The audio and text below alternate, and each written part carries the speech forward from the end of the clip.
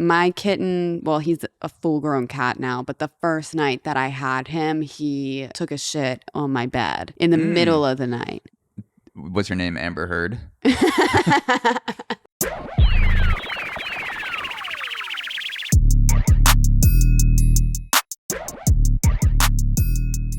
Do you want to hear my superhero cat story before we dive into the... Yeah. So Zach's a hero, an ASPCA Barks hero. Yes, yeah. PETA, reach out to me, sponsor the podcast. I'll save some more cats. But so I'm going...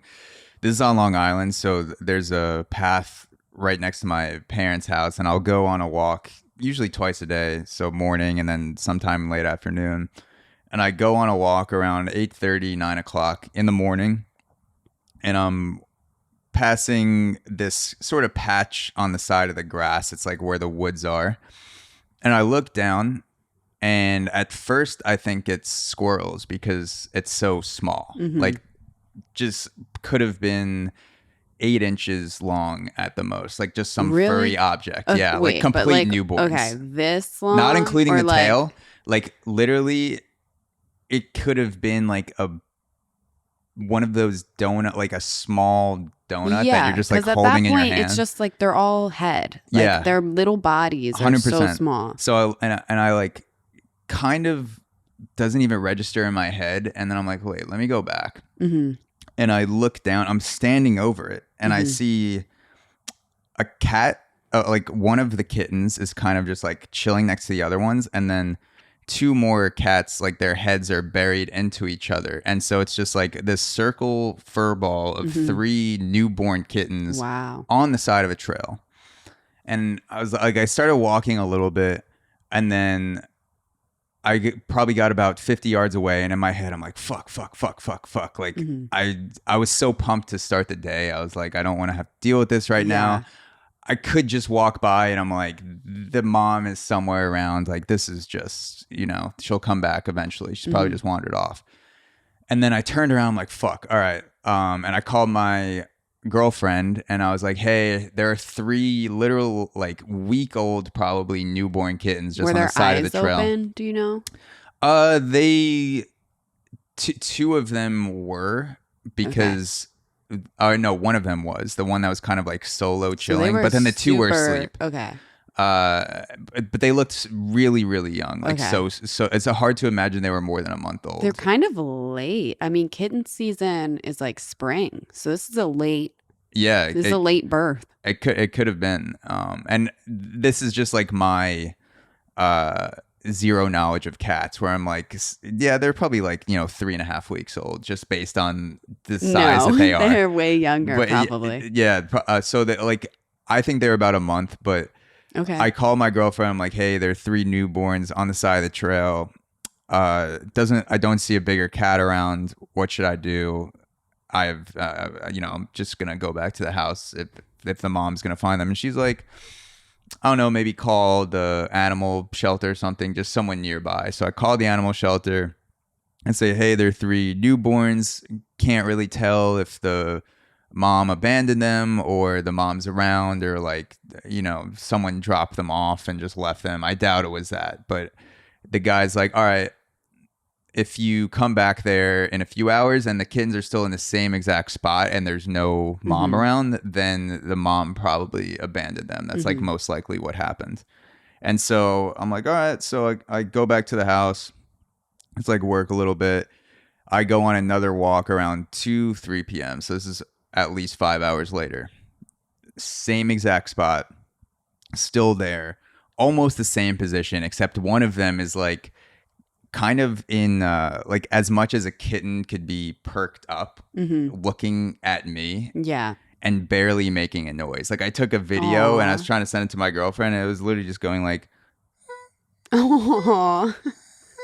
I'm like, fuck, like, I gotta call the animal hospital. I also don't have a car because both my parents use the car during the day, and I live in the city, so I have no reason to have a car. So I'm just like at home, and I go back, I get a cardboard box, put a towel in it, and I come back, and then as I'm walking up to the kittens, there is another woman and these two girls that are like getting there at the same time. And they had also seen the cats. Gotcha. And they went back to their car to grab something. I don't know what it was, but they come back while I'm there with the box. And I'm like, yeah, I saw them here. They've been here for like at least 5 hours. Spoke to the animal shelter. The mom, like a fucking, like she was the real superhero. Like she just went like full mom duty. She literally like whipped a can of cat food from her back pocket. And then her daughter had another one. So she like, I'm just like, what? Like I felt like she just grabbed it out of the sky. Like I turned around and she like had a can, cracked it open, put it down on the ground. And I like went to go help her with the other one. And she's like, no, you have to wet it because they're young. They can't eat the just like it's kind of like a block of slimy mush. And she's like, no, you have to wet it and stir it. So she like poured water from a water bottle and mashed it up. I'm like, all right. And so she puts it down, and then she's trying to coax the third one, who when she put it down kind of went in the bushes. So she's like putting out the plate, and the third one comes out. And I was like, look, I thought I was the hero, but like you are literally like carrying cat food like a Marine carries bullets across his chest. Like you're just like strapped, ready to go. Always ready to go. So I was like, here, take the box. You have a car. I don't have a car. I was literally going to put them in a box, take them back to my house, wall off like a cage area, put like mats down, walk 1.5 miles to CVS, come back, and then call an Uber because the animal shelter was closed at that point. Get in the next morning, explain to the Uber driver, by the way, I'm holding 3 kittens in this box, but like I'm not going to do anything weird with them. Like I'm going to the animal hospital. I know this looks like you're just like white guy with 3 cats. Like, is this a Netflix documentary? Like, what is about to happen? No, I think this was a heroic. This was a valiant effort from you. So she took the box. She was like, you don't really, you could keep your towel. We have other things in the car. And so keep your towel. She, took them in, and then I assume brought them to the animal shelter the next morning when they opened. Or she just added 3 more cats to her cat sanctuary. Clearly, she might have one of those at home. The wildest part was when I called the animal shelter the second time and was like, hey, the cats are still here. This is before I went back for the box. Where should I bring them? Like, do you guys I'm assuming you'll take in the cats? And they're like, actually, we're closing right now, but there is this guy John that takes in cats. Okay. And I'm like, does he work for you guys? No, and he's just a regular. Yeah, they're like, no, but didn't explain. John was like, don't you dare tell anybody about me. He's like, but here's his number. And I'm like, okay. And then I called the guy, and he had a message that came up that said, I'm not going to be back in town until July 4th. Which is like weird to leave that message on your personal phone, because it was his cell phone. So I was like, does he change his? He's a very serious guy in the cat rescuing community. So yeah, clearly. I'm glad they ended up with this woman, because in my mind, John was like this guy that tricked the animal hospital, where he's like, oh yeah, like I'll just take in cats and foster them, and he's just like brewing cat stew in his backyard. Just fucking funny. Like everything is made out of cats. I just walk in, there's like cat lamps and a cat. I'm like, I don't think he's I'm not familiar with fostering, but I don't think this is how you do it. Yeah. Wow. Well, who knows where John is now? He's in another city rescuing. Living it up this weekend, hopefully. Yeah. Wow. God bless. God bless America. So yeah, that is my semi I think that was story. That was good, because even though you didn't have a car, you were still down. You were about to like walk across this trail. Oh, my day was over. That would have been like how I would have spent the rest of my day. It's just taking care of those cats. And then as I was walking with the box in my head, I realized, oh fuck, don't cats, like especially newborn cats, whine in the middle of the night? So like, is my entire night, it's just fucked now. Are you not a cat guy? I'm not a noise at night guy. Yeah, well, kittens, I mean, they might be loud. The thing with kittens is like their sleep schedules are so crazy. And Like a puppy barking all night would bother me just as much as cats Yeah. whining during the night. Personally, I think dogs, like a puppy's going to keep you up at night way more. Yeah. Because like they are pretty loud. But kittens, I mean, yeah, they're probably going to make noise. I mean, the one could barely meow though. Yeah. It probably But would have woke you up still. It had though. no food though. So what if like by me feeding it, I charged it up and then its It meow would it's just have, got for like sure. meow, Whoa. meow, meow. And I'm just like, should have made stew. No, no. Should have brought you to John. They're just crazy rambunctious at that age. Yeah. My kitten, well, he's a full-grown cat now, but the first night that I had him, he took a shit on my bed in the middle of the night. What's her name? Amber Heard?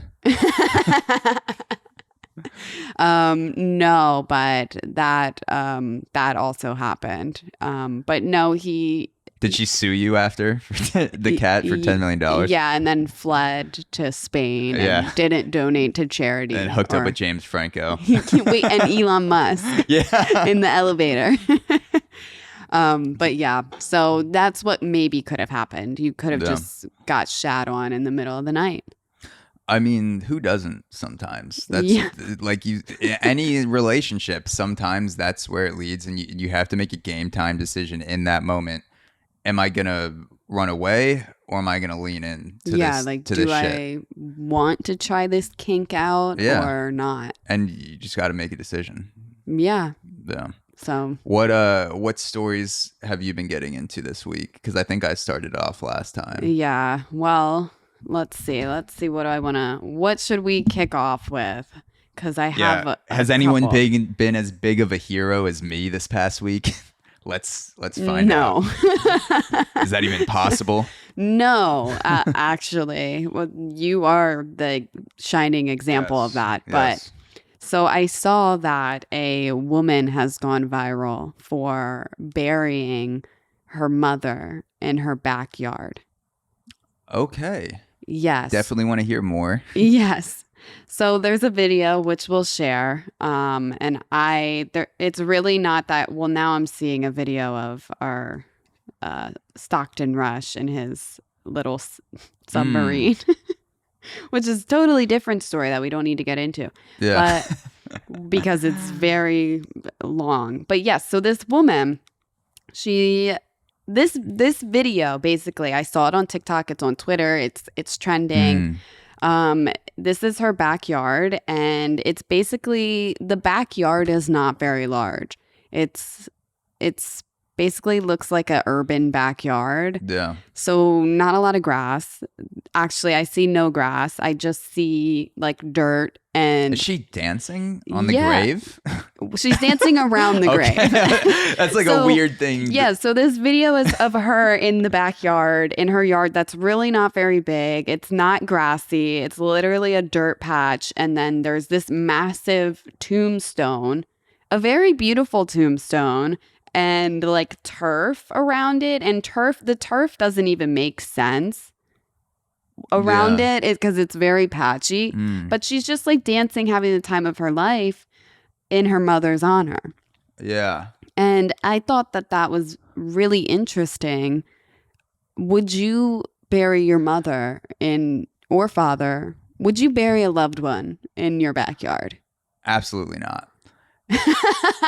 And like that grave is absurd for the size of the backyard. That's and what I'm we'll saying. Put the video, but it's like, it's huge. It's very grand. It's like if you had a studio apartment with a corner, like a sliver of room for your bed, and you decided to just put a king size bed, so like your entire room is taken up by the bed. That's what it looks like.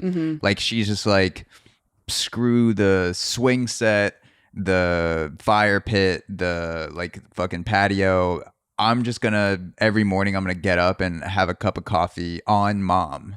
Yeah. Instead of, having space for something else. So just the size of it is absurd, let alone burying a hazard. It's a tripping hazard as well, because it's like lifted off. Because you go to a cemetery, it's the tombstone and then it's just grass.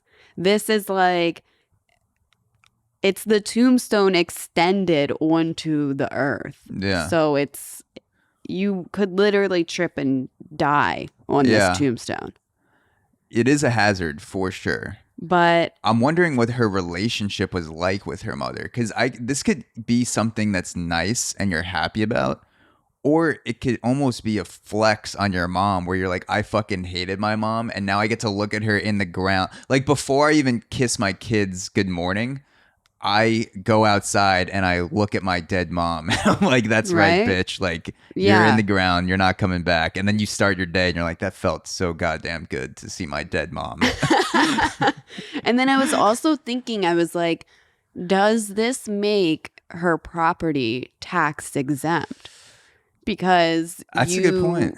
right? Like they don't pay taxes like a cemetery or something. I don't Yeah, so it's like churches. Yeah. if you, because I know churches, if you get recognized as a religion, that you don't have to pay taxes. If you get recognized by the state or by Exactly. the federal government, that's how Scientology got out of having to pay taxes, Mm-hmm. because they literally blackmailed people from the IRS. They would hire private investigators before they had the tax exemption for being a religion. The Church of Scientology would hire PIs to follow the IRS guys, get pictures or videos of them like fucking their third and fourth girlfriends, Yeah. and be like, if you don't make us a religion, like federally, legally, we're gonna release these videos. And the IRS was like, all right, Scientology could be a religion, you don't have taxes Wow. anymore. So I guess it could be a similar thing where if you have a grave on site, that property is considered tax exempt. Yeah. So what if her and her mother plotted this prior? No pun intended. Yeah. Well, pun That- was kind of pun intended. yes. But they plotted this prior. They were like, Mm. we want to get you to save some money. Why not just bury me in the backyard? Oh, and she's not dead. She has airspace under there. she, It's just when the IRS guys come check on her it house. does kind of look like that. Yeah, so this is what I imagine went down. The mom was close to dying. Like people would easily believe that she died of natural causes. The daughter is like, all right, we have insane gambling debts. They've just been going out to Vegas, like just throwing around money, and they really need the lack of taxes to pay people back. Like they can't pay the taxes, or else they're going to be out on the street. So they got together, and the grandma was like, look, put me in the ground, give me a Roku, give me a straw and some air holes. I can be in there for 8 to 12 hours. Whatever the IRS window is of like checking the property for like what is about to, is there a grave? Is there a person there? IRS is very thorough. They might even dig someone up, and the grandma could just, she could play it off. Her pulse is already low. They're not going to check her pulse. They'll just be like, yeah, that's a body, no taxes. And then as soon as the IRS guy comes out, grandma's out, no taxes, Yeah. pay off their gambling debts. No one's the wiser. It's so close to the house that there could actually be a tunnel Yeah. just under there, a tunnel straight. Like they're just living their lives basically. And they have this little underground railway system That's from the main house to the grave. That's how dumb I am. I didn't even think about putting a ton. My Yeah, first because- instinct was like, you have to stay in the ground. But if you plan this, you'd be like, no, obviously, if we're digging that deep, we could just build a Because tunnel. it's so close. I mean, I've heard of people being buried on their property, but that's usually something like, this is not a rural environment that this lady is in. Because that's usually happening when you like live on a farm, Yeah. or you have like acres of grass What- that you can bury mama down by the trees. It looks like a suburb, just like a Exactly. town with some trees behind it. Exactly. The yard's not big. It's like big enough for your little Pomeranian to run around in Yeah. and have a blast. But I can't get over the dance. Like it's like She's she's doing dancing. Zumba class around her mom's grave. Like I love it. And she has a drink in hand. There's also looks like a cookout happening. So they're celebrating the life of this woman. yeah. And it all looked like it makes perfect sense for them. How funny would it be if you find out that the daughter killed her mom and she's just like doing a That would happy make she's this doing a look happy better. dance because she's like, I fucking murdered my mom and no one found out about it, and now I'm just gonna do a little salsa in my backyard to celebrate. I Like, would prefer that. I want this story to get deeper and deeper. I want to know more. we will see this video in a Netflix documentary, but it'll have like very dark, twisted music played over it. And it'll Yeah. be like, this is the video that went viral Yeah. that caused Doing a the internet two-step. sleuths. Like the same internet sleuths that figured out all the people rushing the Capitol that we talked about last week. Like the Yes. same sleuths will be like, wait a second, let me dig through this evidence. And it turns out that like the mom's alibi for that night doesn't check out and somehow she's connected to it. Yeah. No, I'm going to just act. I'm going to keep up with this story. I want to reach out to this lady. I want to know more. Yeah, we should let's have her on. Yeah. Can we call her up? And the mom, we'll put a phone against the grave just in case like she's Yeah. saying anything beyond the dead. Yeah, because I saw this and I was like, I have to talk about it because, first of all, I would never bury my parents in my backyard. No. I would tell them I would if it made them feel better, and then I'd bury them exactly where Yeah. I was gonna bury them. Yeah. Well, do your parents want to get buried? I mean, They definitely want to get buried. Like they're old school, Yeah. traditional. I don't think they'd be up for the cremating. Maybe my mom. I don't see my dad Yeah. wanting to do that. kind of same way. I think my dad wants to be buried, and my mom's like, nah, Yeah. just turn me to dust and sprinkle me somewhere. My dad has so much anxiety about being in tight spaces that he'd probably think like, oh fuck, what if I wake up and I'm just in this box? Like Yeah. cremate me. So I could see my dad doing that Yeah. just in case, like the anxiety in the back of his mind. He's like, well, what if I'm not dead?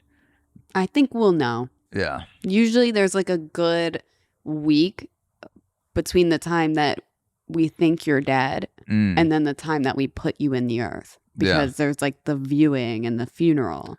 Yeah. So if you don't wake up in that time and tell us that you're alive, I'm sorry, but you must die anyways. Now because- that I'm thinking about it, though, I maybe would go for the cremation just on like the very, very off chance that I woke up in a fucking grave, like in the Mhm. ground. That probably has to be one of the scariest ways to die. Have you seen that movie with what's his name, Ryan Reynolds? That I haven't, so I don't actually know why I'm asking if you've seen it. But which one? Do you know it's kind of what it was literally- about? yeah, it's literally about him getting like buried alive. I have not seen that. And he, I assume, escapes, but I haven't seen it either. That's why I'm bringing it up. Like, have you seen it so you could tell me about it? No. Ryan Reynolds, I immediately thought of The Proposal with Sandra Bullock, and I'm That's a like, classic. I don't think he was buried alive in that No, movie. that is a classic. Yeah. R.I.P. Betty White. How crazy is it though that what is it called? Like the bell. The bell there's like a phrase, when the bell tolls or something, that Yes. that comes from people waking up alive in their graves What? hundreds of years ago, and they would put a string down to the coffin, and if you woke up you could yank on it and a bell would fucking ring, and the person walking around the gravesite would hear it and then fucking go dig them up, because back in the day people could be in comas, or you could be in like Okay. a semi-comatose state. They would check your pulse and be like, can't feel anything. 12 hours later, they're alive and they're fucking like, That is crazy. yeah. I never heard of that happening. I never heard that was the origin of that phrase. I wanna look up, because it's not when the That bell- sounds like an AC/DC song. There's it might be, but there's a graveyard phrase for people waking up. What a nightmare to wake up in a box buried 6 feet deep. Saved by the Bell. That's a That- TV show. That comes from people waking up oh. in their fucking coffin and ringing a bell for the graveyard shift, because that's why they had you Wow. don't need people walking around a graveyard besides cleaning it up during the day, but they had a graveyard shift because people would walk around at night. Well, and they would listen for the rob bells. graves. Yeah, or I rob thought that graves, was yeah. it. Was back then, like people would rob graves and like steal jewelry and stuff. Could you imagine if you robbed a grave and you picked the one where the person was still alive? Just on the off chance, like you're going, like some rich woman dies and you open the grave and she's just like, And then she Like, puts up like a hell of a fight. yeah, and she kills the guy Yeah, trying to rob her, puts him exactly. in the coffin, rips the bell string out so he can't ring it, Wow. and she just like dusts She her woke up hands like off. invigorated. Just a badass bitch. She's not taking this second life for granted. No. Stay out of her way. Not at all. So I hope that this lady's mom doesn't wake up because she might not be ready for what she's about to experience. She wakes up and like she claws her way out to the ground like in Kill Bill with Yes. Uma Thurman. And the first thing she sees is like her fucking daughter just dancing with Doing the the- seltzer. doing the She's like, Dougie on top of her she's like, grave. yeah, she's like, I think I'm in hell. And then she just goes back. She's Yeah. like, that's where she would rather be. Yeah. And if you believe in the afterlife and she's actually dead, I also want to know the conversation that happens once like the daughter dies. She's like, why are we stuck in the backyard? Like, Yeah. why is this my final resting place? Yeah. Or like, I'm just wondering, so if there is a purgatory, heaven, hell, like all that shit, is there a lifeline between heaven and hell? Like if I go to hell, but my brothers are in heaven, or maybe other people, like friends, Can you make a you don't all call? make it to the same place. Like while I'm getting ass raped in hell by a demon, can I like in between thrusts just call my friend who is a Yeah. much better person I and be think like, so. It's like how's prison. it going up there? And he's just like, it's great. We just Yeah. like we hang out, we drink martinis. Everything's good. You know, we read James Patterson novels. It's sunny all the time. I'm just like, yeah, I'm just, you know, getting butt fucked down here, and the devil's actually not that bad. Yeah, he's pretty good looking. Actually a pretty but- chill guy. Yeah. I wonder if there's like some sort of connection. I would hope there is. Think there is. You get Yeah. your one call a day. Yeah, like prison. Yeah, exactly. Yeah. You get your call, do what you will with it, but that's your little taste of freedom. Yeah. I hope there is something like that. Yeah. Well, I hope I don't end up in hell. I don't know if I believe in any of that, but that sounds like a terrible place to go. I think the hell being bad is just a conspiracy theory spread by the devil because he doesn't want it to get too crowded. So he wants to convince people to do good. But I think the devil, if the devil is in charge of hell and you're also surrounded by other terrible people, you don't want to punish them because you're like each other. You're Yes. like-minded. You're Yes. like, these are my brothers and sisters. Yes. Let's just like do coke and fuck Mm-hmm. and, you know, maybe also read James Patterson novels because like maybe There you know, was people a read in hell. Terrible Black people. Mirror episode just like this, almost. Is it the new season? Yes. I haven't seen it yet. Yeah, so I won't spoil for anybody because it is so new. But yeah, there's an episode that is kind of similar to this conversation that I we're haven't having. seen that episode. I saw the first one and then I walked in on my brother watching the second episode. Yeah. Which was freaky. But yeah, like I just think that hell being bad is a conspiracy theory spread by the devil. Well, I can't wait for you to watch the rest of the Yeah. season because that was actually my favorite episode of the whole series, and it's very similar to this conversation that we're having. So, good quality television. Yeah. Black Mirror. Well, speaking of going to hell and going through a very challenging, sweaty ordeal where you could possibly get anally violated. Oh, sounds fun. Mark Zuckerberg and Elon Musk are having a cage match potentially. Has there been a date set? There has not been a Okay. date set. This is all potential. Well, I want to see the potential. So this has been all the rage the past couple weeks.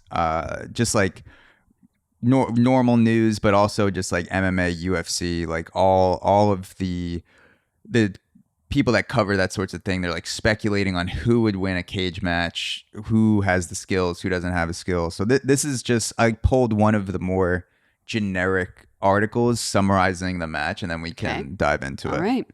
So this is from Independent, Mark Zuckerberg versus Elon cage match. They write, who would win a fight between Elon Musk or Mark Zuckerberg? It's the sort of question that might be asked over a drink in the pub. Someone from England wrote this article. Yeah. But a clash between two of the world's tech tycoons may no longer be hypothetical. That won't be bleeped I'm out. glad that was you, because I burped at the same time, but it was like a silent burp. Nice. That I like pulled away from, and then you just did it out loud. It'll balance out with the levels. The clash between two of the world's tech tycoons may no longer be hypothetical after Mr. Zuckerberg apparently agreed to a cage fight with Mr. Musk.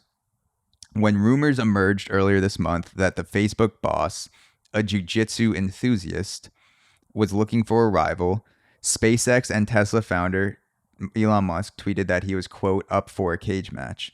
Mr. Zuckerberg then posted a screenshot of the tweet with the caption, "Send me location," a reference to a famous line by UFC champion Khabib Nurmagomedov. So that's like kind of what's going on right now, is that you have Mark Zuckerberg, who trains jiu-jitsu very obsessively. Yeah. Has won tournaments. I think he's still a white belt, maybe approaching a blue belt, but like he's trained with guys. There's footage out there of him, looks really good, athletic. I think Zuckerberg would whoop Musk ass, honestly. Yeah. I think Elon Musk isn't going to show up he wouldn't. He does a lot of stuff where he says he's going to do things and then he like backs out quietly. Because I think like he's down for the content of this, because this would be huge. We all want to watch this fight. Yeah. I want to watch Elon Musk versus Mark Zuckerberg. Yeah. That would be so much fun. That would top any actual like professional fight ever. I'm not interested in watching a professional fight. My brain knows that Elon Musk is gonna lose, but my heart wants him to win so badly, because I'm someone that's more like I won't say it like that, because that's like a bad comparison, but like I'll say I'm more of a routinized person in terms of like, if I'm going to do something, like I want the repetitions to do it. So like Mark Zuckerberg has the repetitions, he's going to win that fight, you would think.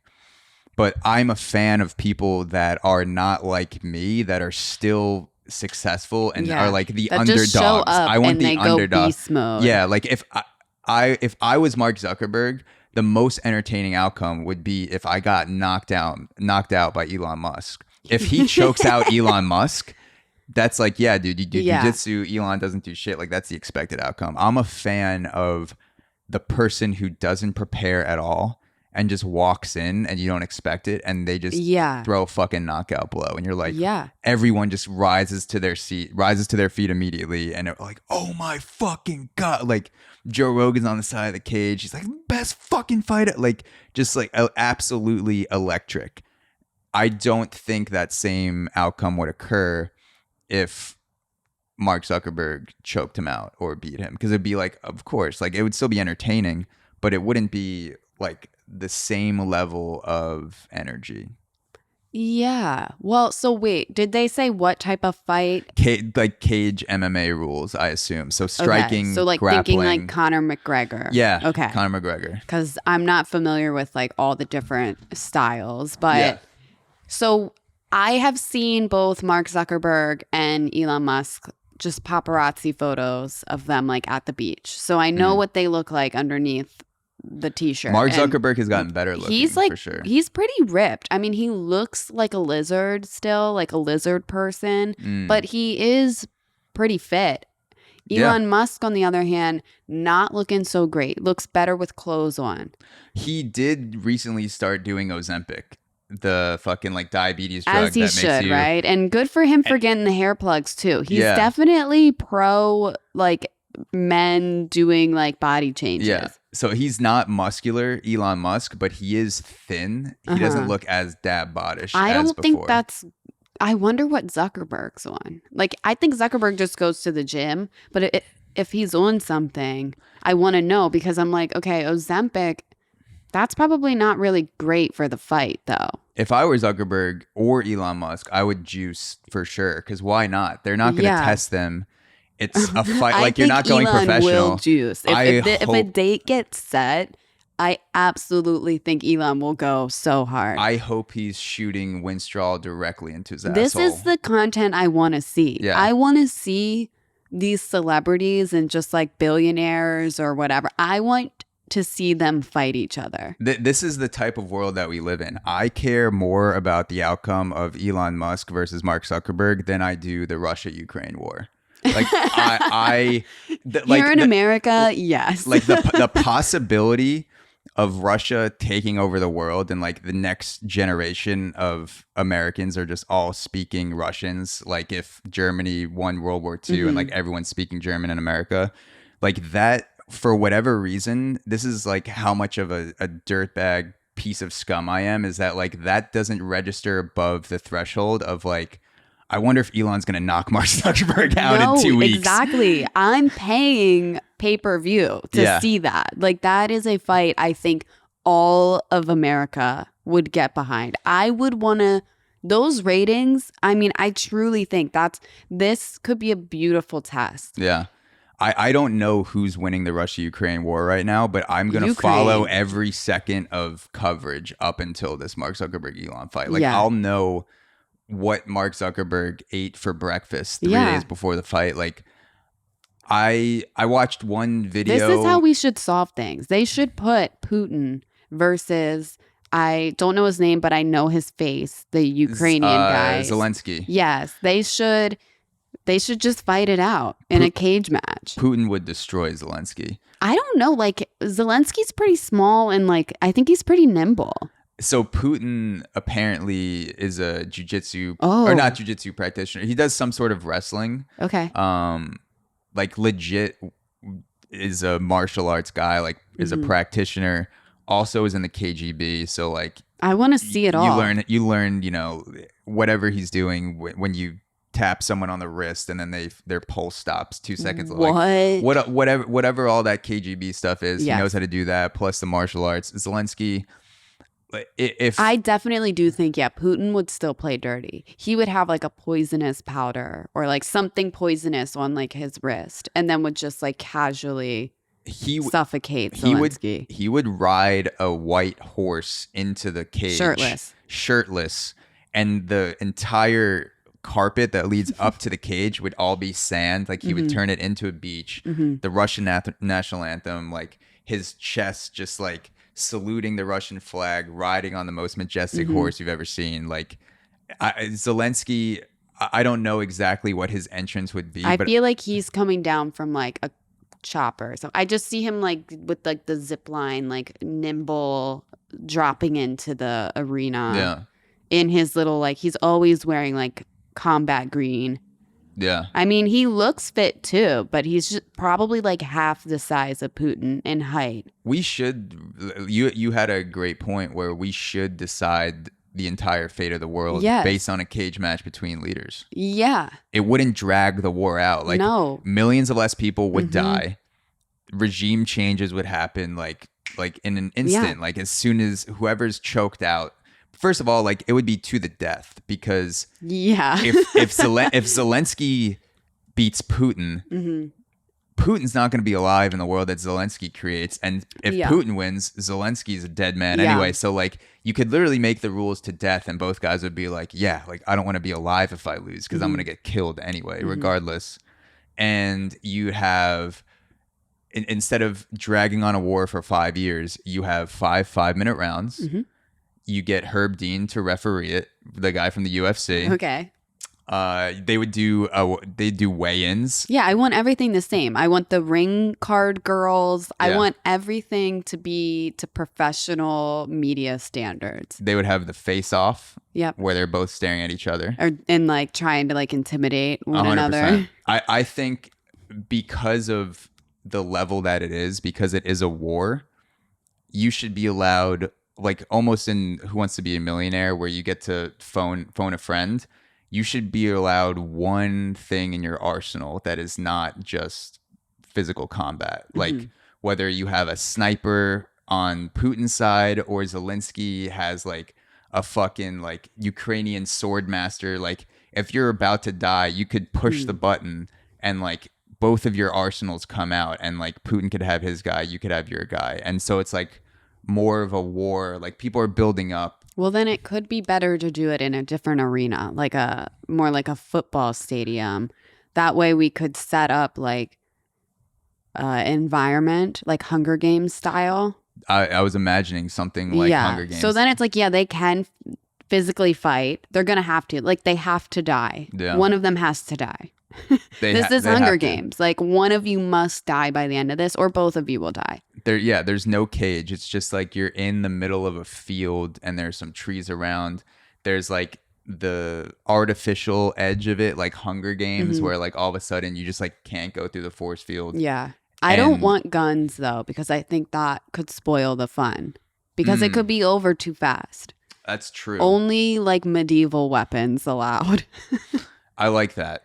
Like you'd have them dropped around the field, like in Call of Duty, where you're just walking around and pick them up. Like you have battle axes, a bow and arrow, sword. I'm trying. Like what else? Shields. Like I'm sure there might be a little like poisonous vial somewhere. Yeah. Like depends how long this goes on. I mean, I haven't watched the Hunger Games in a while, but was there a timeline? Like, I think it was like the longer it went on, they started like dropping in more potential sabotages. Yeah. So as it goes on, it's like, okay, we can't be here all weekend. Maybe we need to speed this up. They start dropping in more stuff. Yeah. Maybe the Elon and Zuckerberg match should be like that also. Like it should be more Hunger Games style. And you put it on the billing, and Zelensky, this is how much people care more about the Zuckerberg and Elon fight. Putin and Zelensky would be on the undercard. Because people would pay for Elon versus Zuckerberg. Which is kind of embarrassing. Yeah, but people are like, get the fuck out of here with this global war shit. Like, I just want to know, like, who, like, is Elon gonna fucking roundhouse kick Zuckerberg to the face? Yeah, I hope that this happens. I just feel like, I think that Zuck is being real here. I think Zuckerberg would fight him tomorrow. Yeah. But I think Elon, I just don't trust enough of what he says. I feel like a lot of times he goes back on what he says. He's not very good at committing to a timeline. Exactly. I'll give him that for sure. So I'm like, okay, you say you will, and I think a part of you wants to, but I think you'll probably back out. What if Elon and Zuckerberg they do the traditional cage match? Zuckerberg is about to choke out Elon. Elon's about to go to sleep. Elon's not fucking tapping. He's like, I'll go unconscious before I tap against Zuckerberg. At the last possible second, Jeff Bezos gets on top of the cage and does a fucking flying swan dive and takes out both of them. Wow. And he just like steals the show. He's like, you fucking billionaires think that you have Bezos. Like he's talking in the third person. He's like pro wrestling, addressing the crowd. So now we're going WWE style. Yeah, he's like, did somebody say same day delivery? Boom! Then he just knocks him the fuck out. Tim Cook just runs out like the Apple guy, and he's like, Team Zuckerberg or something. Now we've got a tag team match going on. Mark Cuban gets involved. Oh, man. Saudi princes, like, that are worth trillions of dollars off the book. Like, they're flying in private jets. Like, they're coming down. Yeah. Just, like, have a whole billionaire cage match. I would absolutely pay for this. Yeah. So I love that idea. Do you want to hear a little bit about Elon's routine? Kind of like what his... Yes, please. So, Elon says... I almost never work out except for picking up my kids and throwing them in the air. What? This is apparently like what Elon has said in the past just about his routine. So people have dug these up. So Elon says, I almost never work out except for picking up my kids and throwing them in the air. In 2020, Musk told Joe Rogan, quote, I wouldn't exercise at all if I could. Although Zuckerberg is smaller and lighter than Musk, his technical ability and aerobic capacity could prove too much for the Tesla boss, who earlier this year said that his typical breakfast includes a bowl of ice cream, biscuits, and a donut. Is he kidding? Like, is that a joke? He could be trolling, but like also he's on Ozempic. Like I feel like he's just like, I could work out, he wants. But also like I'm worth $1 billion. Like if there's something wrong, the doctors will catch it. I'm just gonna fucking take some diabetes meds and look sick in my Wow. onesie. Wow. That is iconic. I think I've had that same breakfast before when I was Oh, like 13. Donuts, Ice cream. biscuits. Why the biscuits? Cancel the biscuits. Yeah, like why not just have another donut? Right? They're way better. Why do I want a biscuit, a buttered biscuit with my ice cream and donuts? So I want Elon to win now because of this routine, like basically eating like shit, not working out. Mm-hmm. Because if Elon knocks out Mark Zuckerberg, that will mean Elon Musk will become the face of the fat positivity movement. Like all of the outraged fat influencers on Twitter that like tweet against Elon that are like billionaires should be mulched, like take out the, like they'll all the next day they'll be like, see, like donuts, biscuits, gravy, and cake, and he fucking beat Mark Zuckerberg, who works out every day. And then Elon, like by almost like as a byproduct, like he'll be lifted up as like treat yourself, your body, you know, just the fuel doesn't matter, which is like the new. It's almost like that's become the for a lot of like the acceptance, like a big part of it is the diet where like all foods kind of created equal, like eating a donut's the same as having a salad. It's just like you give your body the fuel that it needs. I want to see Elon Musk do like cover shoots on magazines, just letting himself go, being like 400 pounds and Elon Musk, like that will be how we know we're living in a virtual reality, is when you see him like doing cover shoots with Lizzo and they're both like fat positive. Yeah, exactly. I was like, now we're reverting on the fat shaming. Now we're gonna go full pro obesity. Just lean into it. Just lean into it. I want to see Elon become the face of that.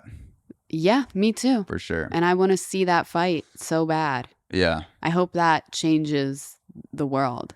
I hope that Elon keeps his same exact routine plus steroids. And I'm curious to see how that works out.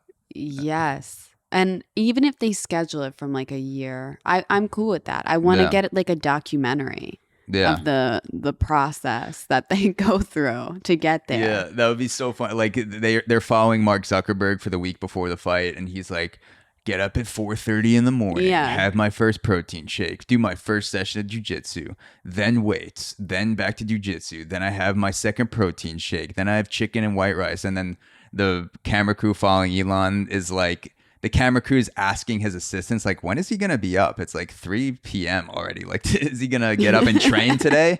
And then he like comes out, there's powdered donuts all across his face, and he's just like eating Cocoa Puffs, walks downstairs, makes, goes sees a SpaceX, and completely making this up. Like, I'm sure he has a very intense schedule, even though he doesn't work out. But like, it would just be funny, the physical fitness contrast. Yeah. And having that documented, and then seeing Elon just like, they're like, Elon's time to go in the ring. And he like puts down the donut and then just fucking knocks Zuckerberg out. Damn. We would go pro eating whatever after that. I would. Yeah. I'd like, science has proven. I would throw out all of my supplements, get rid of the resveratrol, the one-a-day vitamins, the glutathione, vegetables, and the trash. I'd fill my entire fridge. Do we know? My Athletic Greens shake would turn into just a milkshake. Just milkshake and donuts. If it's good enough for Elon, it's good enough for me. Kind of sounds like my diet already. Yeah. Maybe you should be in the cage. The winner should fight you. You're the boss. Yeah, definitely. I'm so strong. I could take on anybody. Look, strength, you can't tell strength by size. It's not always the musculature. True. I do think I'm stronger than I look. If you see some of the power lifters, they're skinny guys and girls, but then they'll put 500 pounds on their back and they'll just fucking lift it. Because it's like that bone density. Yeah. So, and with the amount of milkshakes that you consume, you have a bone density that is off the charts, most likely. Yes, a lot of calcium. Yes. I do think I could beat both Mark Zuckerberg and Elon Musk up. I think I could see you almost doing like... It'd be a crime of passion. Yeah. Like when they put in pro wrestling where they call out like the Big Show and it's a tag team, but the Big Show doesn't even have anyone with him because he's so like a powerful guy. He's like 3 human beings in one. Clotheslines the first guy, elbows the second guy who tries to attack him from behind, and then knocks out the third guy. That would be like how you get called into the cage. Yeah. And I'm going to be like the Undertaker, though, where the bell I'm raising from my grave. Yes. In the backyard. Yes. When they ring the bell and people are looking at the entranceway, they're like, wait, who's coming in? And you just fucking lift off your hood and you have the black face paint and you're just fucking mean mugging the crowd walking in. Yeah. I'm ready. I would pay $100 to see that for sure. Thank you. That's a good profit for me. Can't wait.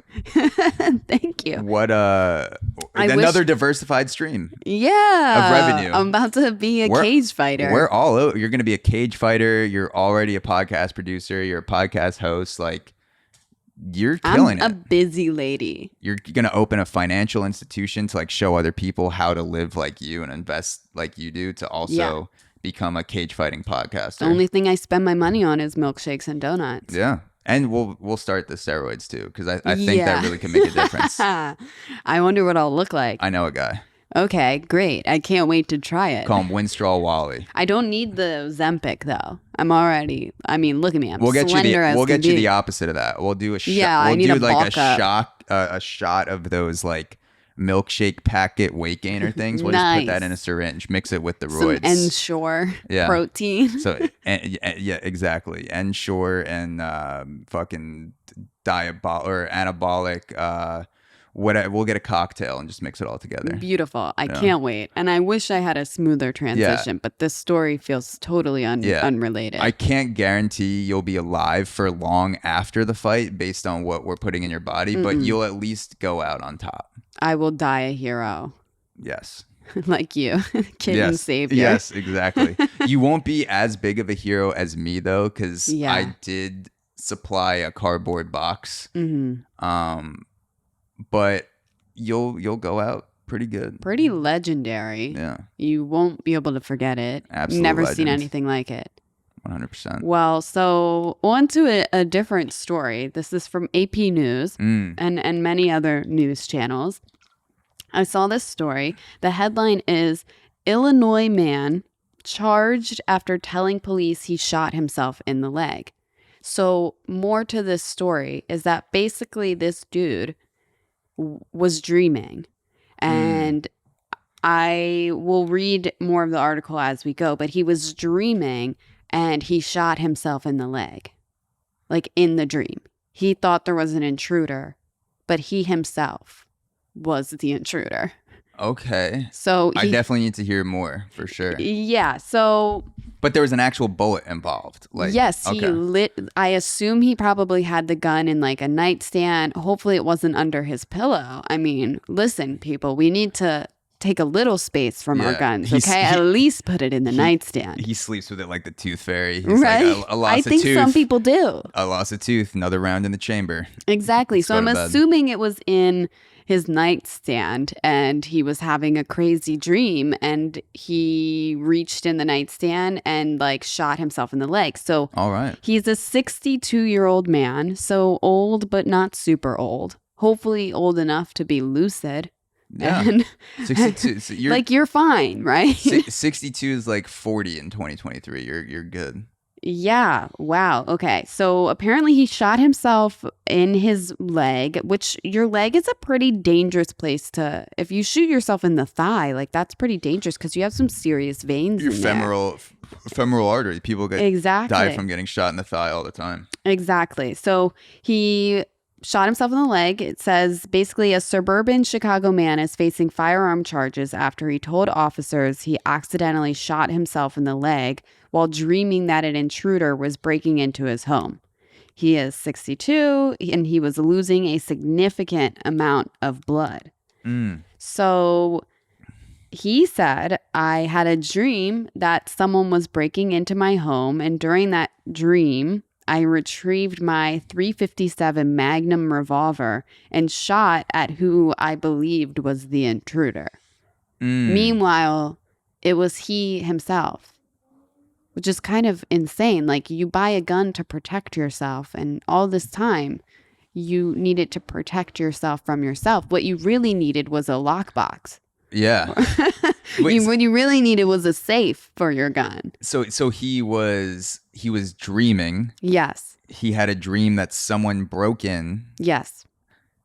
And then while he was having that dream, he was still asleep and went to his I gun. think it was probably, I don't think it says here like where the gun was located, but I'm assuming that it was probably like right in his nightstand or the drawer next to his bed. Like he was sleep shooting, like a sleepwalker almost. Is that kind of what happened? And then he woke up when he like he shot himself. Yes. Yeah. Imagine if he didn't, like he was on Ambien and that would just become an just advertisement for Ambien. Like you could literally shoot yourself and you won't wake up. Yeah.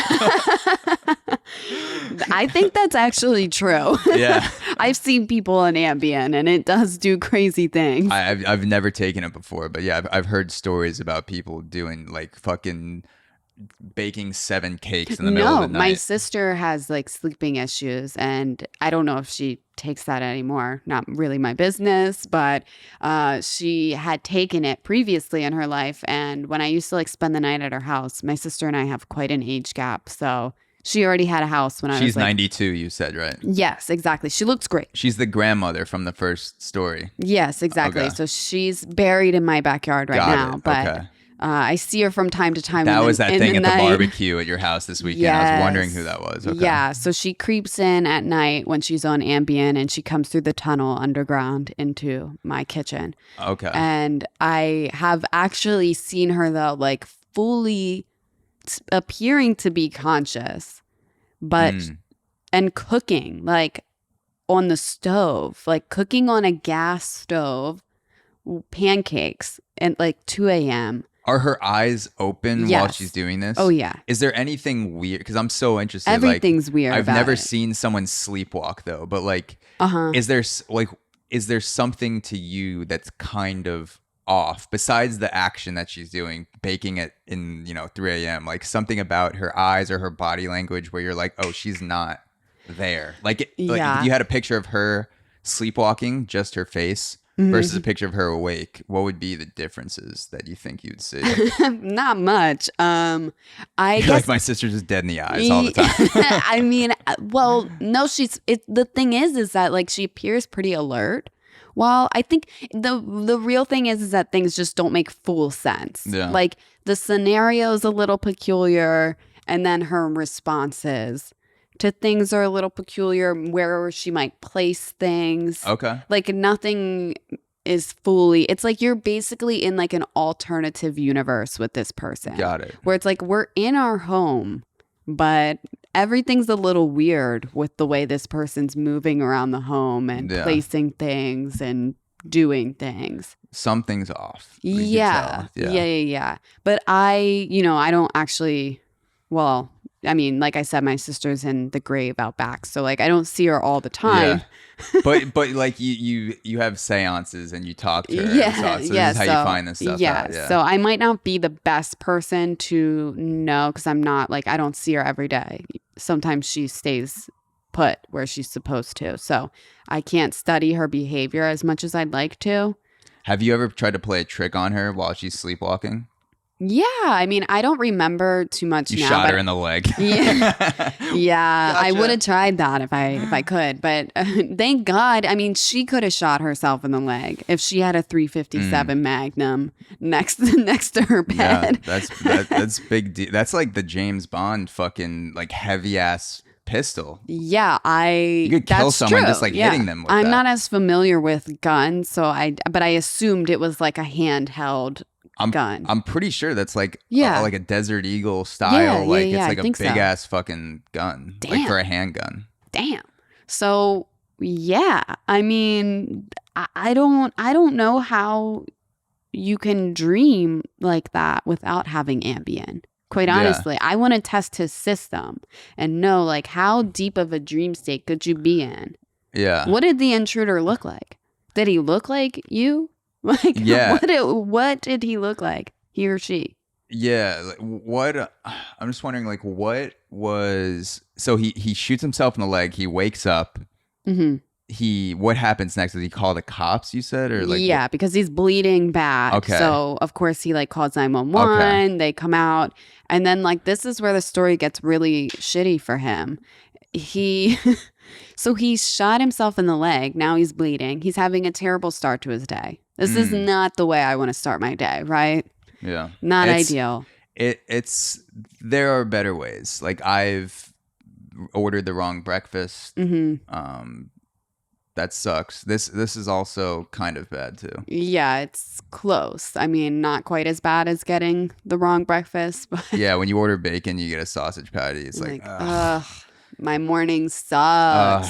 but if you shoot yourself in the leg, you wrap it up, you go to work. Yeah, Yeah. yeah. So, but he calls the police because, like, whoa, I'm bleeding bad. And he probably was a little like delirious, right? Mm, So then the police come.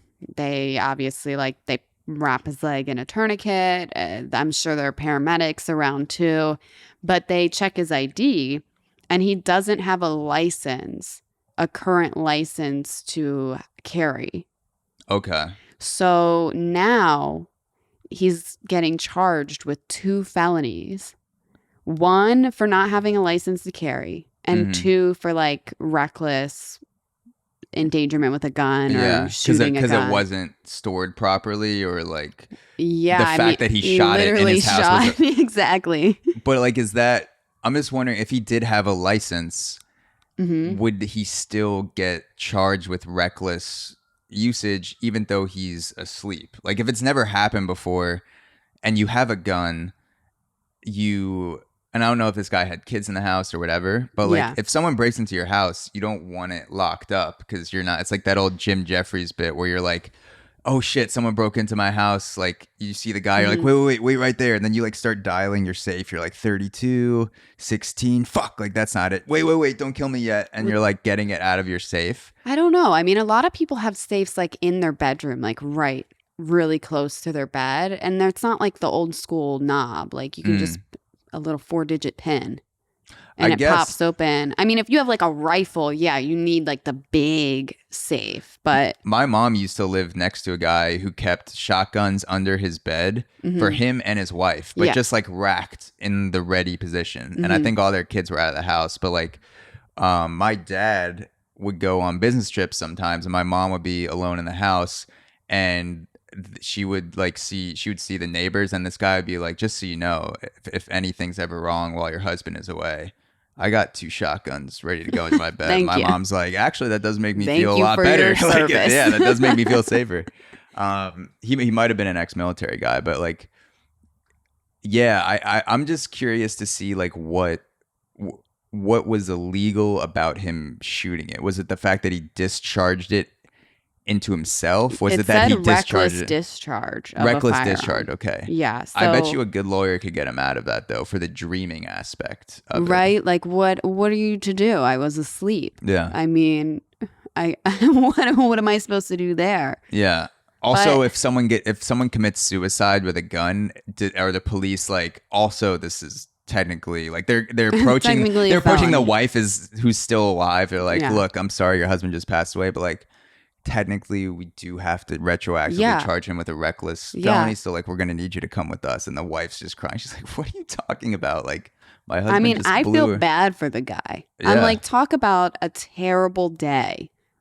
It starts terrible and then it just gets worse.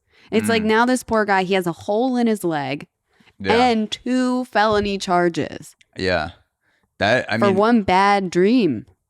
that is that is a pretty annoying way to wake up in the middle of the night. I Yeah. must say that would annoy me a lot They if couldn't I just shot take myself the in the leg. gun, you Yeah. know? I feel like I'd have been like, listen, I'm already clearly suffering Yeah, from this. I have a bullet in my leg yeah, that I have to go get removed. And I have to spend my day in the hospital and probably have a limp for who knows how long. yeah, Just take the gun. I don't need the felonies. yeah. Take the gun. I would think the only felony would be not having the license. Yeah. Like if you discharge a weapon, like a reckless discharge, could you be convicted of murder if you sleepwalk kill someone? Because that's like a similar. Because you're getting Yeah, charged. I think so. You're committing a crime while you're asleep. I would think that being asleep is a legal out of committing a crime, but maybe it's not. I have no idea. I don't think it is. Let me, Weirdly, but yeah, so I just Googled like Googled it? what Okay. reckless discharge. I mean, it primarily is about what may happen for 4th of July weekend, people shooting up in the air, like celebratory shots, like that is primarily what that charge is for. So I do think a good lawyer could get him out of this because it's not like he's like celebrating. I mean, maybe he was also celebrate. He just, in his dream, the intruder came in, he cage fought him and then was celebrating winning the cage fight. Yeah. And shot off the gun, and it just happened to be his leg. I mean, if I'm Elon Musk and I tap out Mark Zuckerberg and I knock him the fuck out, I'm shooting a bullet into the sky. First thing I'm doing before I hug my mom, before I get interviewed by Joe Rogan, before I'm taking out my Desert Eagle and I'm doing a fucking arena pop through the ceiling. Everybody duck. And everyone get your guns out. And plus I'm a billionaire, so I'm like Oprah of Desert Eagles. I'm like, check under your seat. Everyone look out. under. Grab the gun. You get a gun. You get a gun. You get a gun. And everyone's like, woo. Wow. I think that would work if we're doing the Hunger Games arena. Yeah, I would imagine something like that. And then how many people would you think would actually get hit by a bullet, a stray bullet? Like they all shoot, but then like everyone's dead. The answer to that is a lot. Yeah. More, it would bankrupt even Elon Musk, the amount of people that would sue him for death and damages. Yeah. Well, so this guy, it says his court hearing was scheduled for June 29th. So okay, so I guess we'll see. I haven't seen any update, but I had to tell this. I was like, what a terrible day. I mean, I just think, couldn't the guy get away with a little slap on the wrist? You know? Yeah, it's definitely a bothersome day. Like it's something that would just it's embarrassing it too, right? It would irk me and embarrass me. Yeah, especially I feel like a lot of people that own guns, like they hang around other people that do, and there's this. I don't own a gun, so I don't know, but it seems like there's this camaraderie around like what type of gun they own, like how they store it, like being prepared, like in a case of emergency. Yeah. And like this loser just shot himself in the leg. Total loser. He's not about to be allowed in the American Legion anymore. When he, yeah, that's true. Like they're about to turn him away at the door. Exactly. When he goes to jail, if I'm him, I'm lying about how I shot myself in the leg, which is when I'm asleep, and I'm just saying I shot myself in the leg and not explaining. And when badass guys in the prison are like, why'd you shoot yourself in the leg? You're just like, because I fucking felt like it. And everyone's like, this dude shot himself. He's crazy. He shot himself. Imagine what he'll do to us. Yeah, he didn't give a fuck about you. Yeah. He doesn't even care about his own leg. Exactly. Yeah, he could definitely spin that into a badass story. Yeah. Speaking of the sleepwalking, I also looked up, the FBI will be at my door in about 14 minutes, but I just looked, can you be charged for murder while you're asleep? Yeah. And this thing came up called homicidal sleepwalking, to kill while asleep. At least 68 cases of sleepwalking murder have reached a courtroom, giving the jury an unenviable task of deciding whether a murder committed while asleep also means criminal responsibility for the unfortunate sleepwalker. I'm just trying to look at the bottom to see what they decided. It's an interesting conversation. Found not guilty. Ooh. One guy. Another guy was sent to a psychiatric hospital. Do you need that if you're asleep? Do you need like psychiatric help, or do you just need better sleep medication and maybe to sleep like shackled to your bed? Yeah, but just a good set of handcuffs. Another guy, no criminal action was found. Damn. So yeah, I mean, you could kind of get away with murdering someone in your sleep. Yeah, I mean, I didn't mean for this episode to be a how-to guide to get away with homicide, but I guess how to get away with murder. But there are a lot of things that you get from there. Are a lot of reasons to subscribe to this podcast, and I guess that is just one of them. You learn new things every episode. Yeah. I had never really, I think I might have heard of stories like that, but I would have thought that they would have been charged Yeah. and not gotten away with it. Yeah, it's tough because it's like if you people dream crazy things and they do crazy things in their sleep that they would never do conscious, Mm-hmm. because when you're conscious you have that level of thought that goes, no, this is what a crazy person would do. I'm not Mm-hmm. that, I'm not gonna strangle my wife. I'm just gonna divorce her. Like that's Yeah. like, and like you'd have that thought, but when you're asleep and that part of your brain is shut off, the full like demonic side of your Mm-hmm. brain takes over, and it's just like, divorce is for pussies. Mm-hmm. Fucking strangle that bitch. Go for it. That seems horrifying for the victim because Yeah. they're like, hello. The last thing you think is that your husband is awake, fully conscious, strangling you to death. Yes. And then he wakes up and he's like, What looks have I over at his wife, done? he's like, oh, what the fuck? Yeah. Who murdered my wife? And then Yeah, you're looking at looks at his hands. It's like, yeah. I did this to me. Yeah. Yeah, exactly. Like, what's the first thing you do? Like, do you make coffee? Do you like? Do Yeah. you call the police? And like, if you're really tired, I could honestly see myself making coffee still to start my Yeah, day. I do. Yeah. I mean, if that actually happens, I'm like, I am going to take my time calling the police at Yeah. that point because I'm like, I'm already probably fucked. Yeah, So I might as well have like a good meal because Maybe where I'm two. going might not be so great. maybe too. Maybe you have a brunch too before. Like, if you Have a brunch. if you accidentally murder your partner, like that's not an excuse to stop taking care of yourself. Yeah. Meditation. I can't skip my morning meditation.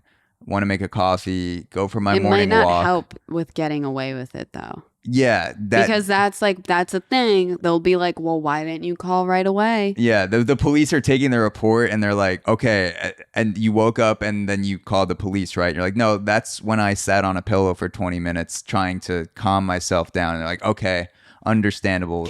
Then that's when you called the police, right? And you're like, well, then I booked a trip to Turks and Caicos because like me and my girlfriend were supposed to go, and I figured, why not just go solo? She was always talking about like, you need to go get out there, explore the world yourself, and like now that she's gone, I figured, why like these deals aren't gonna last forever. I don't want her death to be in vain. Like I want to celebrate her life. Yeah, exactly. Immediately, starting immediately. Exactly. Look, don't accidentally kill your partner, but if you do, don't stop taking care of yourself. You still matter. You still need to do those things. Love face thyself. routine, skincare, love thyself, meditation, morning walks, book a trip.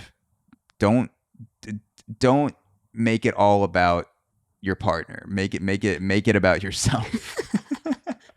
Yeah. Don't Don't let your partner's death overshadow your day. don't let them hog the spotlight. Like I made it so like my ex-girlfriend, she broke up with me in Chicago and I was not expecting it. Like I went out there for job man. interviews I'm over it now, but like in the moment and this happened like 5 years ago. So were you going out there for job interviews? To move to thinking Chicago. that you were going to move there where she lived. She breaks up with me. I should tell this full story one time, like the entire weekend. But she breaks up with me over sushi.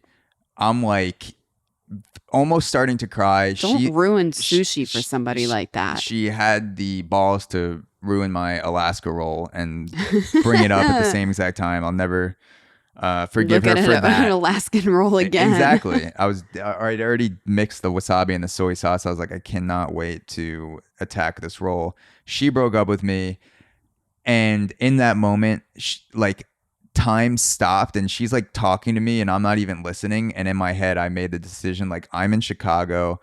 I just got offered, I ended up getting offered a really good job. Ended up turning it down, but I was like, I'm either going to let this ruin my weekend or I'm going to look back and this is going to be one of the greatest fucking weekends of my life. Hell yeah. I'm going to go out with friends. Yes. Smoked weed, did Yes. blow, drank, played golf, like just a whirlwind of spectacular happenings. And I delayed the grief until I got back to New York. As you should, and as I would have done. I Yes. think that is like a sane thing to do because it's like, first of all, bitch, you knew I was applying to jobs. Well, I shouldn't say that. I don't know. She's a nice did know. gal. Okay. She did know. I mean, I shouldn't say the B word, maybe, if she's a nice lady. I don't know. But I'm just saying, I'm saying it from my perspective. If my ex-girlfriend had did this, she's in Chicago, and I'm like, I'm applying for jobs.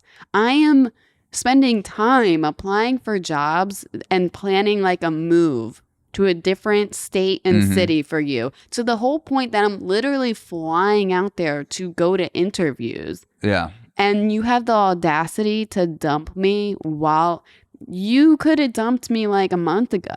Yeah. And that's what I was thinking. And the reason that I brought up that tangent is to make the point that if instead of my ex-girlfriend breaking up with me, that I had accidentally strangled her in the middle of the night, I would have made that same exact decision to say, this could ruin my entire weekend. Day. You have to make a decision right now. Right now, make a decision.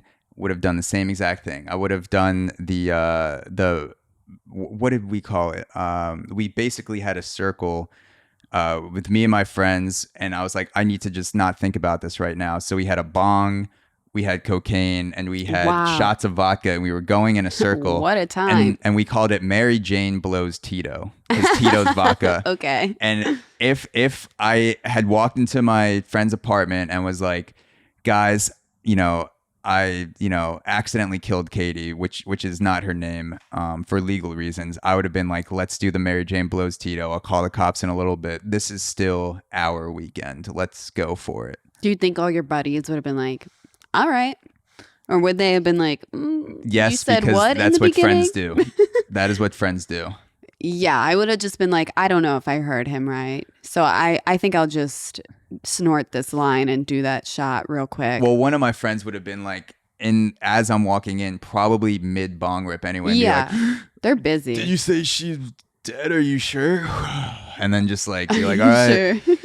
whatever, let's do it. But yeah. Well, I'm glad you did have a good weekend. I would have done the same thing. Yeah. I had an amazing Screw weekend. her. Look at you. You are saving kittens.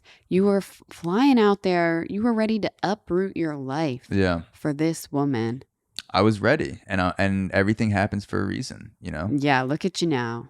Look at us now. Yeah, we are semi-successful podcasters that are about to just pop off and become a really successful podcast duo. I love your manifesting skills. Yes, we're about to pop Look off. at this. Do you want to get into one more story and just see how it goes, and then we can? Yeah, sure. Do you have one, or? or you want something from me? I have like stuff we can talk about. But So I have the new inclusion rules for the Academy Awards. Have you seen that? no, and I'm very curious. I'm gonna go take a piss real quick, and then we'll come back I'll and do the and same do it. thing. Awesome. At the same time? All right, let's do it. When you're like 21 and you go to like the college dude bros houses and you're like, this is scary in here. I mean, I definitely had my phase of just completely missing the toilet seat and not bending down to wipe it up. Like, do you lift the seat? So definitely at night where you're just not paying attention and you're just like spraying all over the place. This is just for science. There's this is good science info for me. So there's a thing, I don't know if girls have it, but like after sex, when you pee, it gets more erratic. Yeah, I think that's so like there were common. times in my life, like especially in college, where like I'd literally be like, there would be one stream, like a main stream, but then like it kind of branches off, and like I wouldn't clean up the other stream because I lived with 3 guys, and I'm like, fuck it. No, like, I think that's super common for over. Girls too, but we sit. Yeah. Have you ever like thought about sitting? Because in Europe, like men they just sit if they're like, I feel like I'm gonna spray everywhere. I didn't think about just sitting until I went to Japan, and they had the fucking like high tech toilets and bidets, and there were a few times where like I wasn't even taking a shit, and I was just like, the toilet seat is warm. First of all, like they have a like like a car seat, but for toilets. So there were a few times where we'd go out and I'd see that the restaurant had the Toto, like the high tech one. They're like $10,000 a piece. And I'm just like, you know what? I feel like having a warm butt cheek right now. Butt cheeks. It's weird to do. Like I was just like Just sitting on one side. Yeah, I'm like, I've done that before. exactly. Sometimes you need to just work on your balance, just yeah, your strength on one side. core Exactly. stability. There were moments where I remember we went to the sushi place in Kyoto, and it had the butt warming toilet because you could see the like they had the little symbol next to it. You saw like the heat and the butt. They have like a little butt mark on the toilet. Really? And so I was just like, you know what? I don't even have to take a shit right now, but God, I it would just wanna feel good warm to my sit on a buns. warm toilet seat. So I just sat there. I stopped peeing and I still sat there for like another minute because I was like, this is so nice. Like, Yeah. No, that sounds great. yeah. Wow. No, Yeah. I would love, I mean, yeah, I want to go to Tokyo so bad, and just Japan in general, because it's beautiful there. Oh, you should. 100%. It's on the list. I got to work my way up to it because it is a pretty, as you know, just tough travel back and forth. So I'm Yeah. working my way up to Japan. You mean in terms of like the time difference, getting used to that? Just getting used to like jet lag, like, and all of that. I don't even know if that would help, to be honest. I think it does. Like, I think celebrities get like used to just being, I think it does. The more you travel and the more you're just like prepared to jump on whatever country's time frame, like I think you get better at it.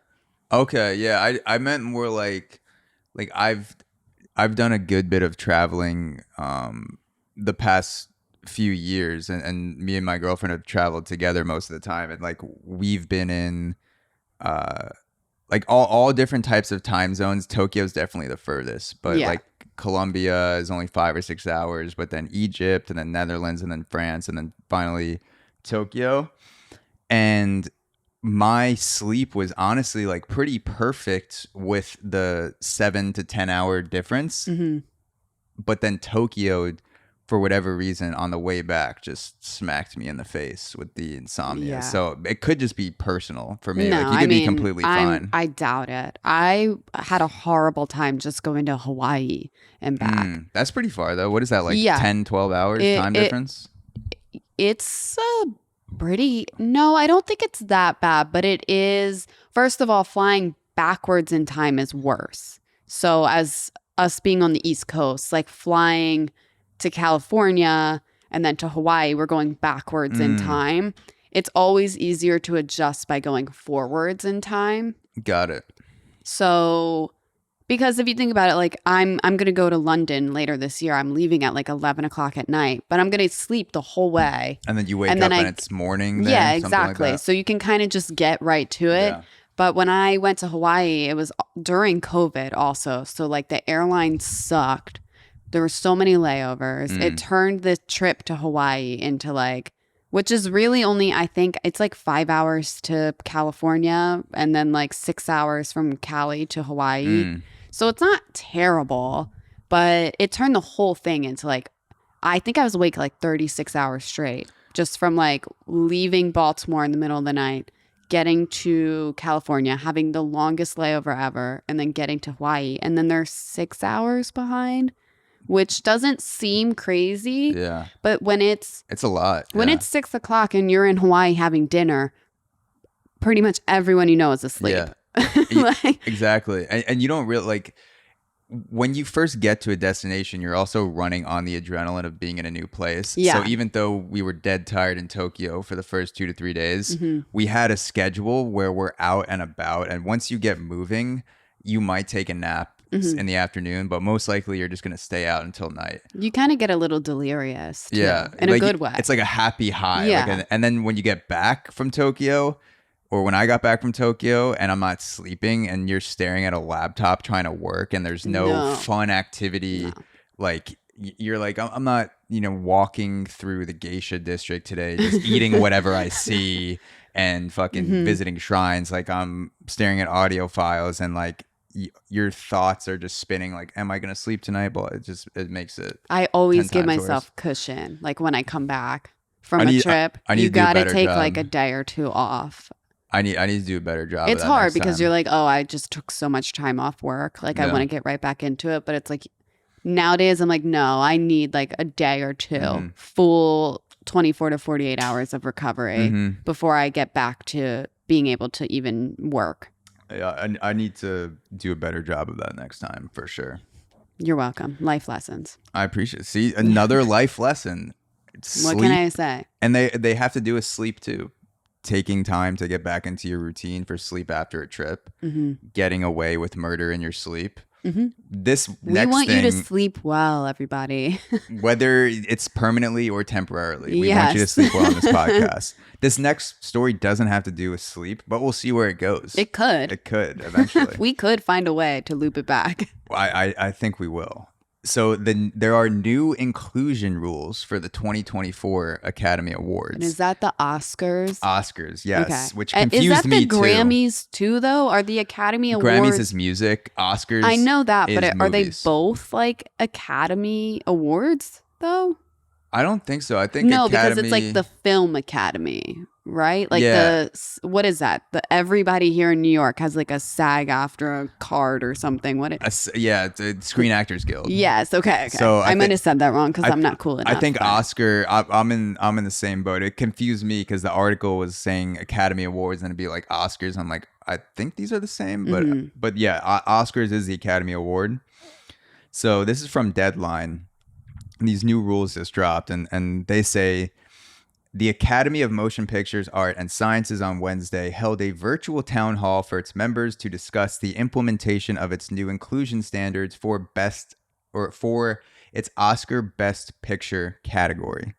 The standards center around on-screen representation and can be achieved in three ways, either by having at least one of the lead actors or significant supporting actors is from an underrepresented racial or ethnic group.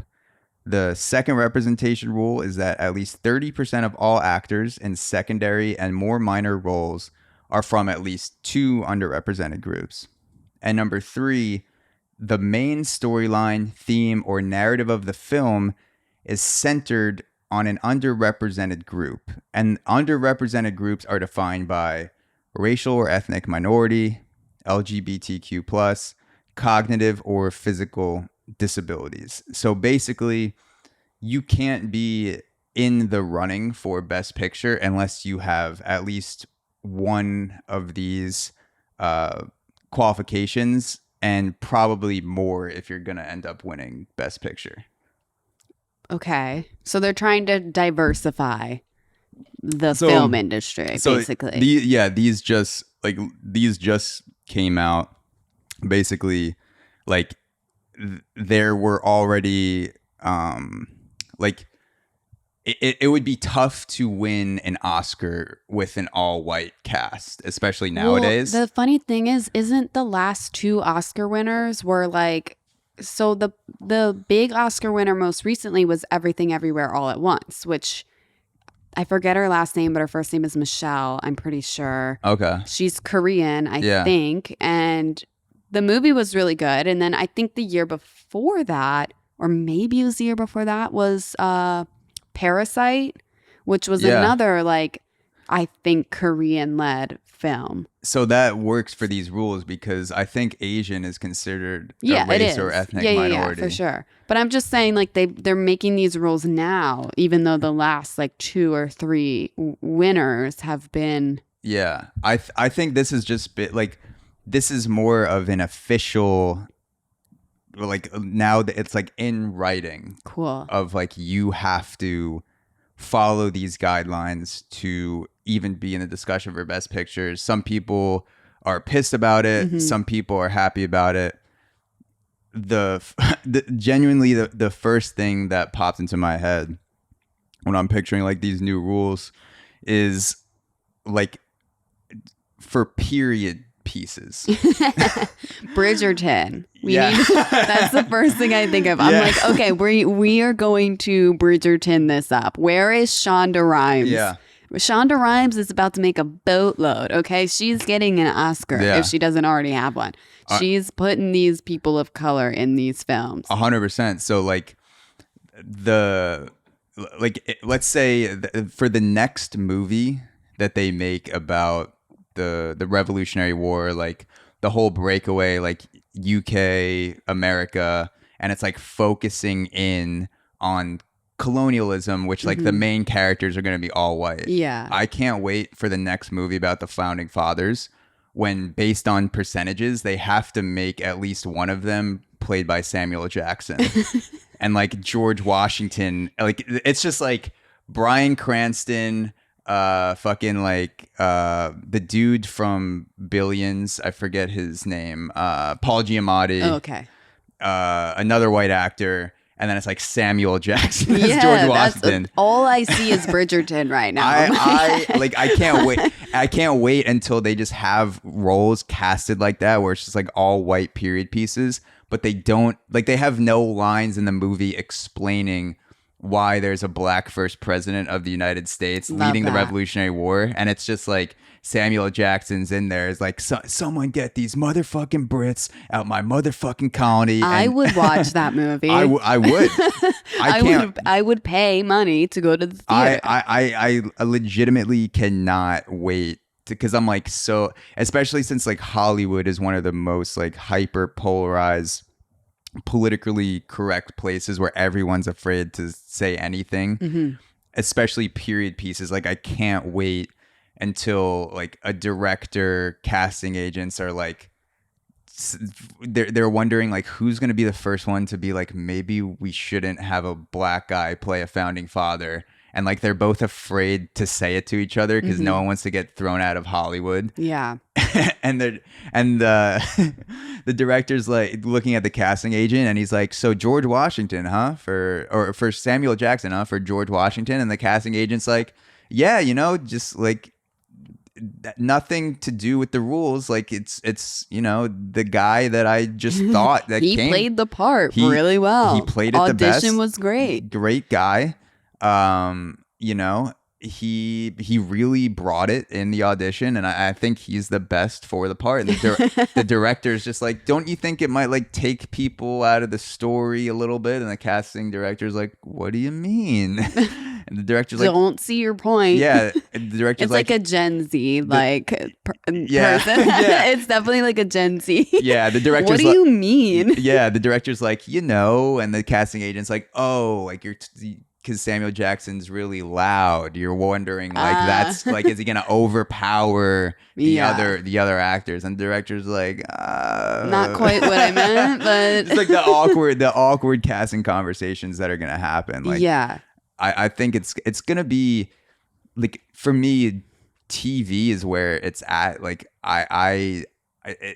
great movies seem few and far between at this point. Like there's so much better TV shows now, like Bridgerton, Succession. Well, Bridgerton is like smut. I just watched I haven't seen recently. it. I said it without even seeing it. It Succession, basically is smut. It's like, so you know how a lot of women like to read like romance novels?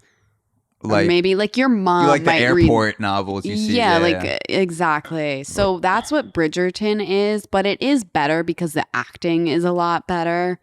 But Shondaland is Shonda Rhimes' name of her production company, which I love, because then I'm like, yeah, I'm about to go on a journey to Shondaland. Shondaland, yeah. That's how I know she's about to make a killing off of this, because the beauty of Bridgerton is that it does, basically it's like a period drama show, but it's like, and it is based on real life, because Queen Charlotte was actually a black woman, but she was super light skinned, so she was passing. So it's kind of based around Queen Charlotte, but it also is super fake because, as we know, unfortunately, there was slavery and all that. There wasn't exactly like people of color that were like high up in the ranks, unfortunately. So, but Shondaland basically combines the fake with the real.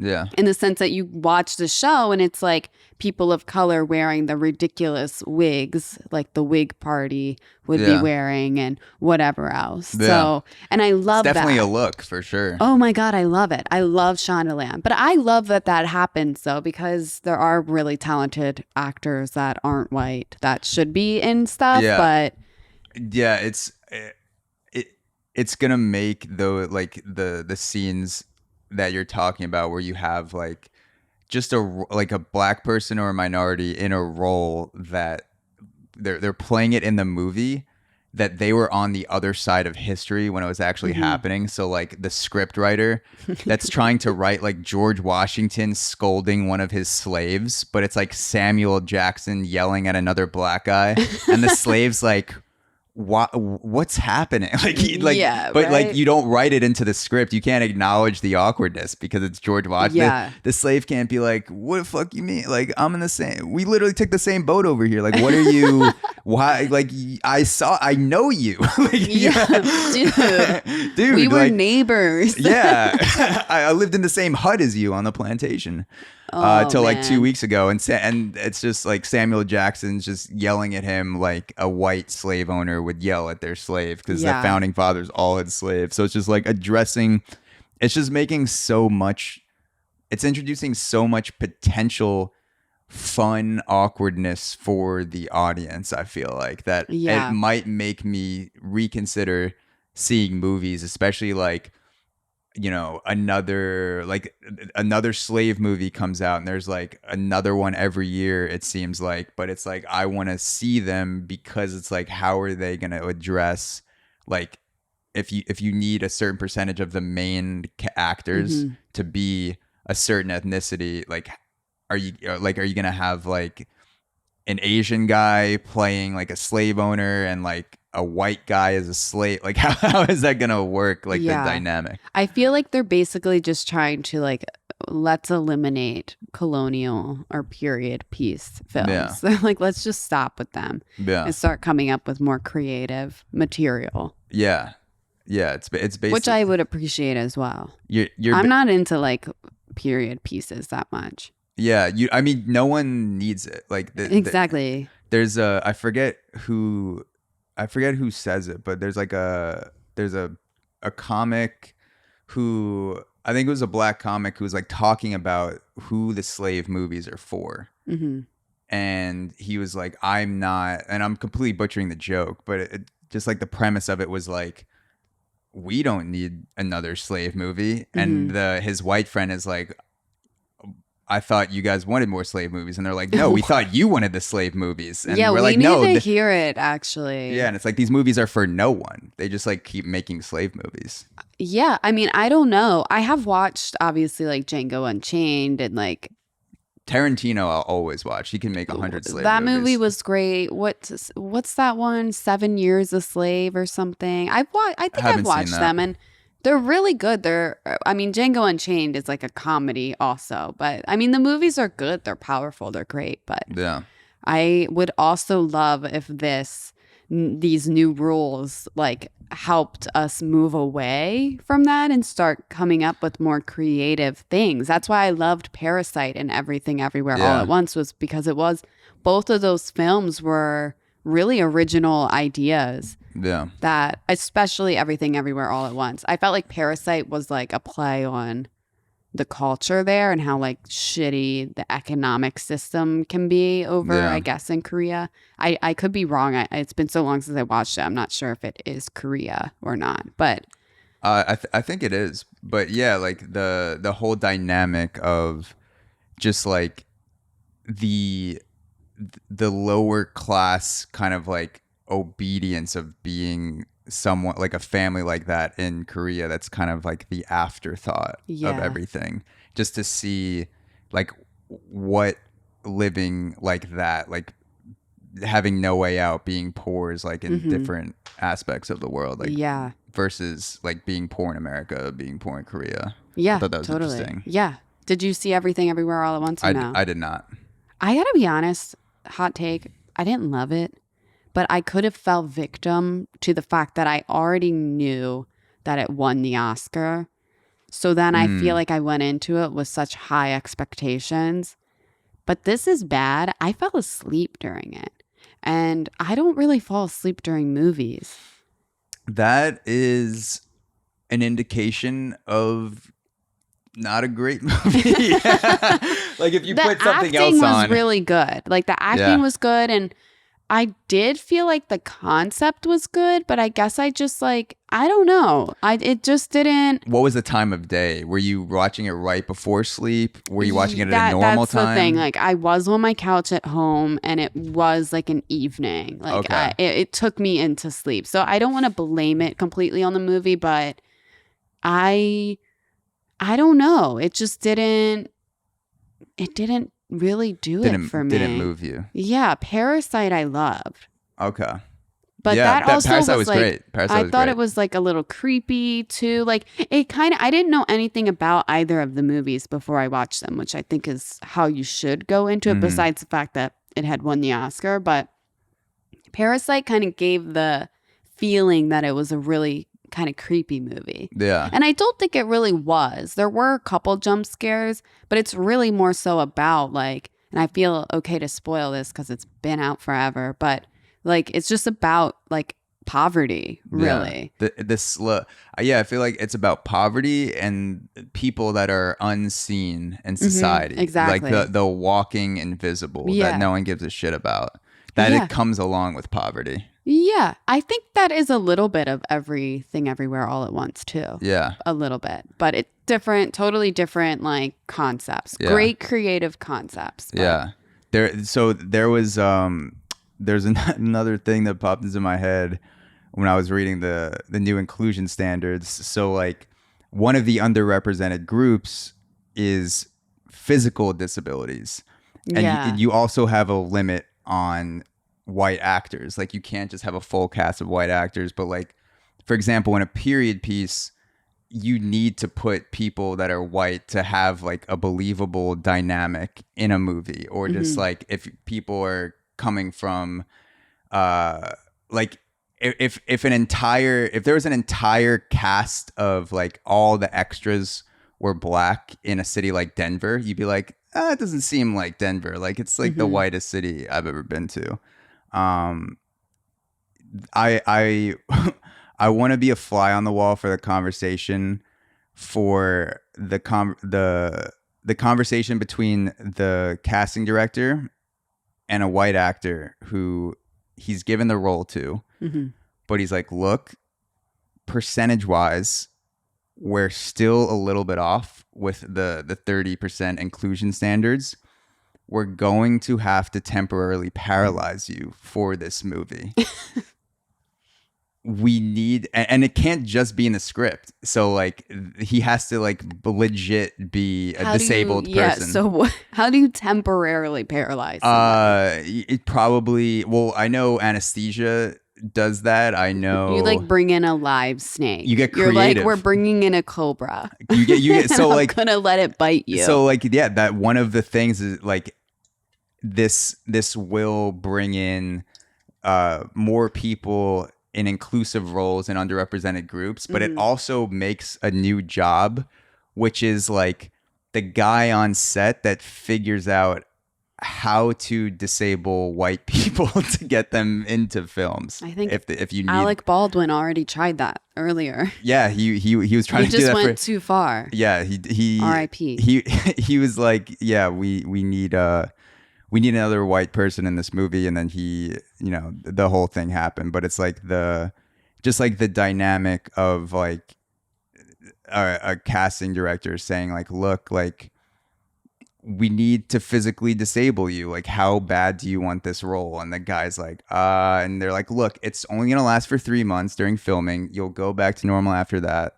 We just need to, get it on paper officially. And the guy's like, well, like I'm trying to break in. He's been couch surfing in LA for like 15 years. He's like, this is my breakout role. And he's like, screw it, give me the shot, like temporary paralysis, here we go. And he's just like, all right, this is Hollywood. Does that count though? I'm like, do you get to say, oh, I'm paralyzed if you like self-induced paralyzed yourself temporarily. They would have to, that would have to be in the fine print of Yeah, the it better be, inclusion because I'm standards. like, I think people that are paralyzed, the whole point is that it will never go back Yeah.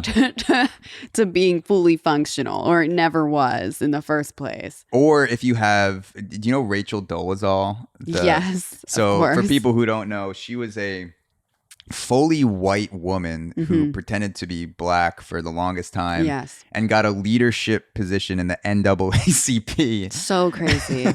Like how she got that far. What do you do? What do you say to people like that who are like genetically white, but they identify as black, and they're like looking at other people on set where they're like, they identify as this, you know, why can't I identify as this? And she's just like going 100% into being black so far that she like made up an entire Method acting. backstory. Yeah.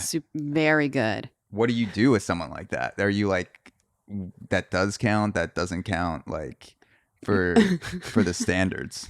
I think that can't count. I don't think you can pretend to be a black person. I mean, she did. Yeah, you but get like for a long time, yeah. you eventually you're gonna girl boss too close to the sun. You get found out. For Yes. Sure. That was so crazy. Yeah. So crazy. There are imposters running all around us. Yeah. The fact that she had a leadership position in the NAACP. That is, yeah. So this story's kind of old, the Rachel story. So I don't remember all the details, but I'm like, damn, that's like worse, you know? Because it's like, wow. But she probably saw these new inclusion standards and was like, fuck, like if no one found me out, this would have been my time to shine for like a documentary or like the lead in a movie. And she's like, I blew my load too early. Like I should have went for like vice president instead of executive president of the NAACP. But yeah, that is I look forward to seeing new films. I want less period dramas.